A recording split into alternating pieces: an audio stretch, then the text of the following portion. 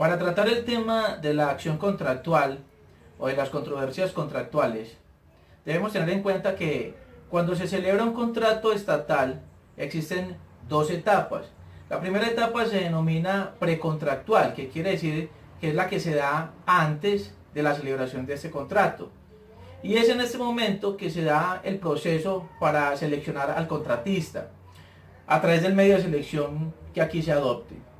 Los actos que se produzcan en esta etapa se podrán demandar a través del medio de control de nulidad y restablecimiento del derecho, como por ejemplo el acto de apertura del proceso de selección. A partir de que se celebra el contrato, a esta etapa se le llama contractual.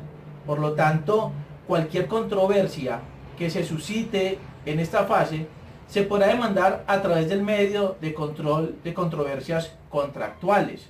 Para poder interponer esta acción es necesario agotar el requisito de procedibilidad de la conciliación extrajudicial que está contemplado en el artículo 161 del numeral primero del Código de Procedimiento Administrativo y de lo Contencioso Administrativo. En las controversias contractuales, la oportunidad para presentar la demanda será de 2 años, los cuales se contarán dependiendo de la situación. Por un lado, cuando se trate de circunstancias de hecho o de derecho, los 2 años se contarán desde el día siguiente de la ocurrencia de estos. Si lo que se pretende es la nulidad absoluta o relativa del contrato, el término se contará a partir del día siguiente al perfeccionamiento de este contrato. Sin embargo, mientras el contrato se encuentre vigente, se puede demandar la nulidad absoluta del mismo. Por otra parte, para las demás pretensiones, es decir, diferentes a la nulidad absoluta, la caducidad de los 2 años se cuenta dependiendo de la clase de contrato.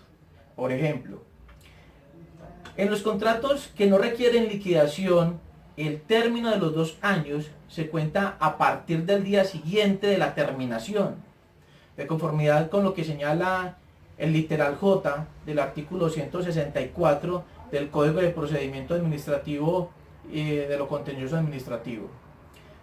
A continuación les voy a presentar cuáles son esas pretensiones que se pueden formular a través de este medio de control. Primero, podríamos mencionar o solicitar que se declare la existencia del contrato. Segundo, que se declare la validez o invalidez de este contrato. Tercero, que se declare la nulidad relativa o absoluta del contrato. Cuarto, que se ordene la revisión. Quinto, que se declare su incumplimiento. Sexto, que se indemnicen los perjuicios causados. Séptimo, que se declare la nulidad de los actos administrativos contractuales. Y por último, que se liquide el contrato.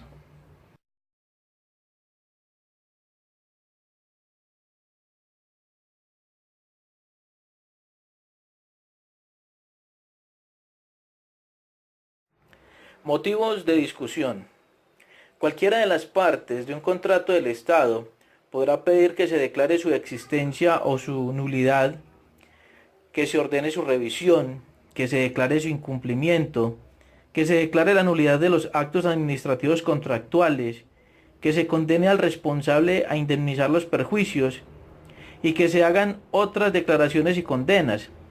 Asimismo, el interesado podrá solicitar la liquidación judicial del contrato cuando ésta no se haya logrado de mutuo acuerdo y la entidad estatal no lo haya liquidado unilateralmente dentro de los 2 meses siguientes al vencimiento del plazo convenido para liquidar de mutuo acuerdo o en su defecto del término establecido por la ley.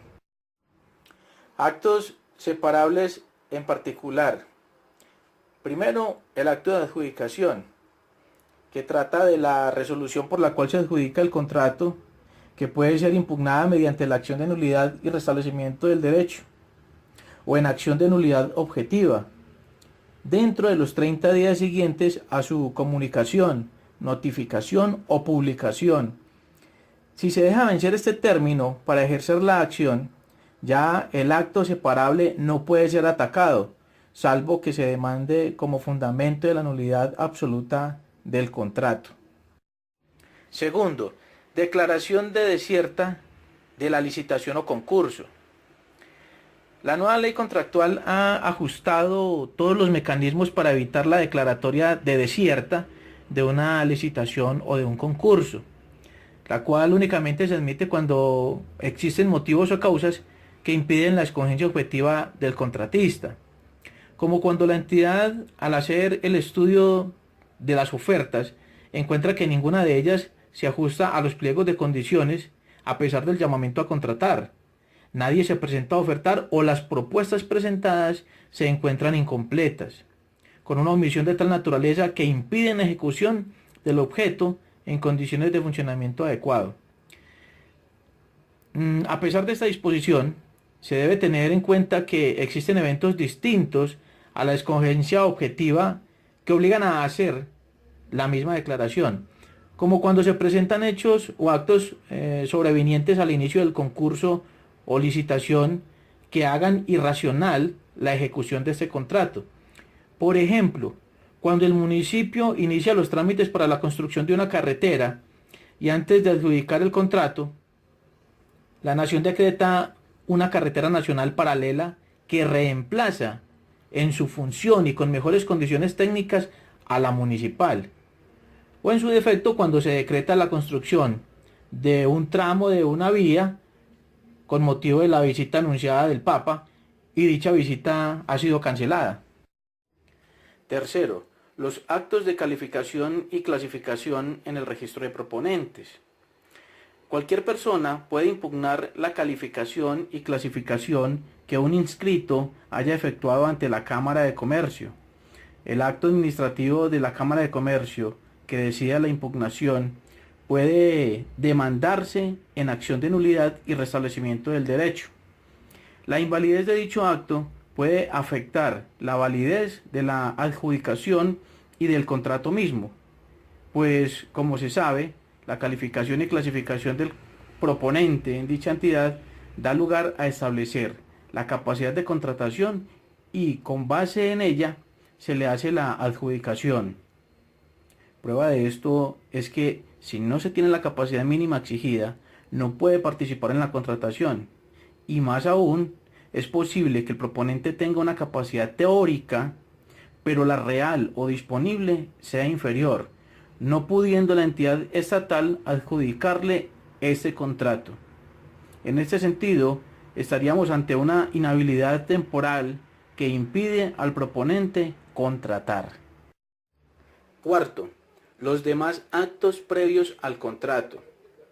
Estos son el acto de apertura de la licitación, los actos que modifican, corrigen o adicionan el pliego, los que prorrogan el plazo estipulado para adjudicar o para firmar el contrato, los cuales no pueden ser impugnados directamente. Estos pueden ser atacados por las acciones tradicionales de nulidad, pero también pueden ser demandados como supuestos para la nulidad del contrato, toda vez que ellos pueden ser el sustento o soporte que conduzca a la declaratoria de nulidad absoluta del contrato. Nulidad de los actos que expide la entidad.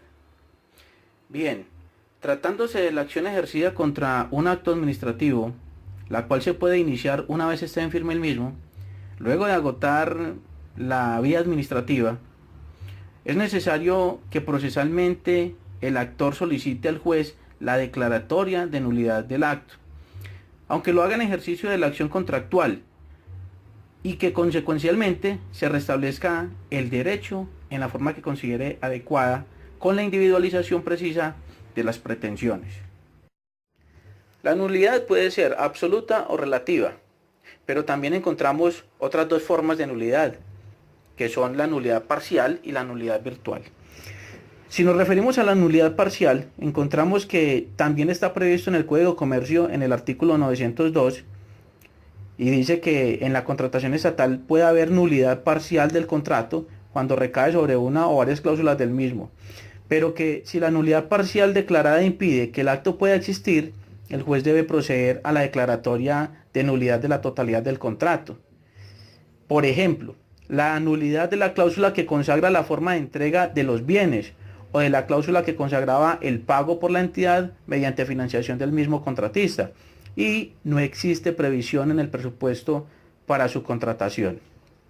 Ahora bien, en el caso de la nulidad virtual, decimos que la nulidad virtual del contrato estatal es básicamente una excepción a la necesidad de declaración judicial de la misma, y que se da cuando se declara por el juez la nulidad del acto que sirvió de fundamento al contrato, a raíz de la cual la entidad debe tomar ciertas decisiones. En ese sentido, decimos que así no es, por cuanto es simplemente un mandato de la ley para que la administración adopte unas medidas administrativas, lo que nos permite simplemente hablar, en este caso, de los efectos virtuales de la nulidad.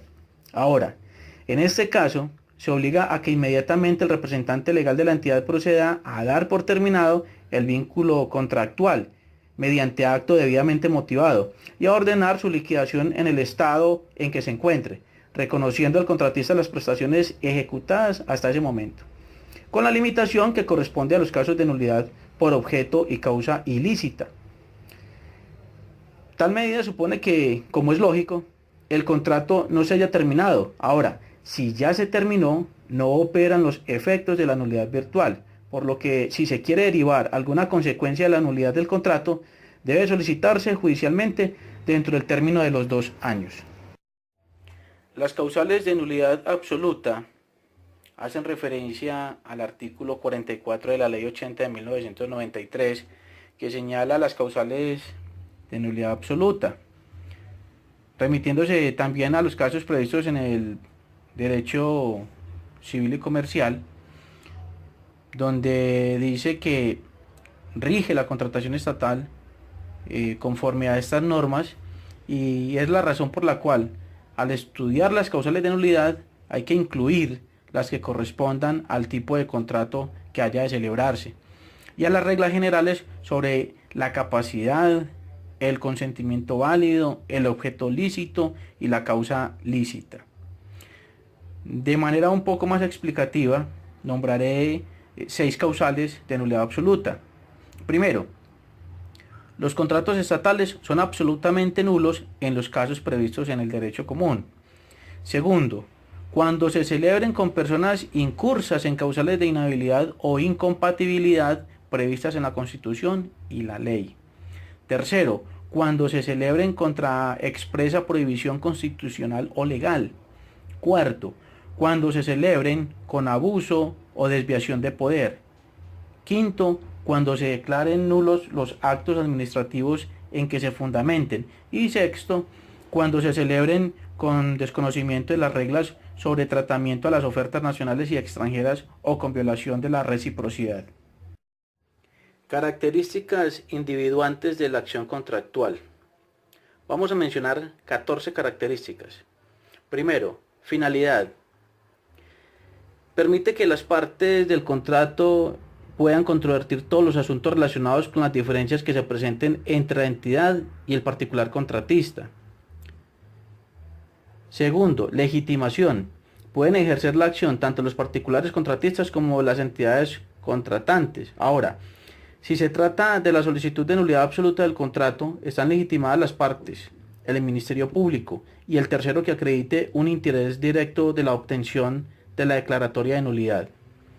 Ahora, si se trata de la nulidad relativa, solo están legitimados para ejercer la acción las partes contratantes o sus causavientes. No se puede declarar de oficio ni proponerse por cualquier persona. Tercero, caducidad. La liquidación de los contratos se hará de mutuo acuerdo dentro del término fijado en los pliegos de condiciones o sus equivalentes o dentro del que acuerden las partes para este efecto. De no existir tal término, la liquidación se realizará dentro de los 4 meses siguientes a la expiración del término previsto para la ejecución del contrato o a la expedición del acto administrativo que ordene la terminación o a la fecha del acuerdo que lo disponga. En los casos en que el contratista no se presente a la liquidación previa notificación o convocatoria que le haga la entidad, o las partes no lleguen a un acuerdo sobre su contenido, las entidades o la entidad tendrá la facultad de liquidar en forma unilateral dentro de los 2 meses siguientes. Por otra parte, tenemos el cuarto ítem, que es la intervención de terceros. Y dice que puede hacerse llamamiento en garantía a otros contratistas, a otras entidades, a los funcionarios responsables y a las demás formas de intervención que puedan generarse en el Código General del Proceso. Quinto, poderes del juez.